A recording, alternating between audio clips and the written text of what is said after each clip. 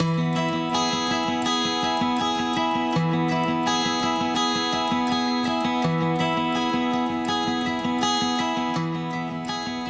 class sizes vary. Some days we can have as few as 5 people, other days we can have 25 people. It fits in with their life, and I think that's what makes it so popular, is that they know they've got an opportunity to design something for themselves. It's a safe environment, make sure it's safe, it's for women only. We make sure none of the women can be seen in any shape or form by men. And I think because we provide a safe, friendly, flexible environment, that's why it's popular. One of my friends told me the nearest the city road YMCA, they have ladies activity class. That's why I joined. When I do exercise, my body is like not too heavy. I can do anything, ride, walk, work, everything I can do.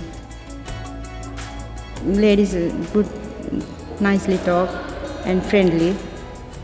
Everybody enjoys when they come. Most of the people that come don't know anybody when they first come to this country. They don't come with friends. They may come with a family member and their children, but they don't have that big network of friends that growing up in this country you will have. Language is a big challenge because obviously I don't speak Farsi, I don't speak Arabic, I don't speak Urdu. I've had to learn a lot about the different culture, but we managed to overcome them through listening and through communicating. Now, at the moment, I like basketball. I like more people coming to join basketball. Basketball is more exercise to my body. With the basketball, I would like to see a team. I've got the same ambition as the coach. It would be lovely to get a team together, to have them to compete, and I actually think they would enjoy doing it.